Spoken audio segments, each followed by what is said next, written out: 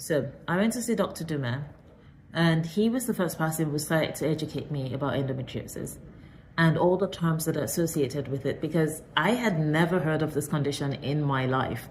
Imagine me, how old was I when I was finishing my master's? I think I was 22. And I'm sitting in this office and someone's just like, oh yeah, well, you've got ovarian cysts. And I remember thinking, what even is that? And he said, not only do you have ovarian cysts, they are also kissing ovaries. And the way he explained that was that your ovaries typically are side by side, right? They're not touching each other. But when you have endometriosis and a cyst forms inside your ovaries as a result, the ovaries basically become filled with fluid and they start to bend or become weighed down. So that weight starts to increase, and obviously they're also swelling and they start kissing each other. So he said, you've got that. And one of them is filled with blood, which is what we call a chocolate cyst.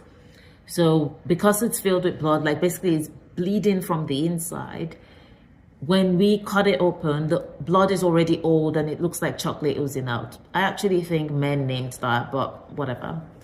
So he was like, you've got kissing ovaries. One of them is a chocolate cyst. The other one, I'm not so sure, but it looks like it's water that's in the other ovary. But we'll have a look.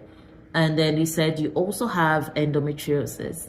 And I was like, what is that? What's endometriosis? And he explained it to me, which is the academic definition you would find online. So I'm not going to go into that.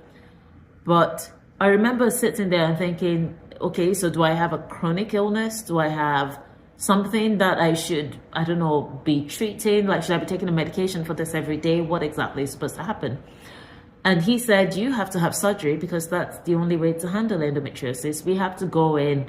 And at that time, this was his advice. We have to go in and burn off the endometriosis cells that have grown all over your organs so that they don't keep growing.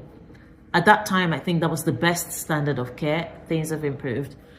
He booked me for surgery, I think the following week. And I remember that day because I remember going back to the office, to the lab. I was still busy with my master's, and I ran my last kinetic model for my master's. So in the appendix of my master's thesis, the date is right there on the results I printed. So I remember it, that it was towards the end of the year. So I went and I submitted my master's thesis draft and thought, well, I guess I'll prepare for surgery.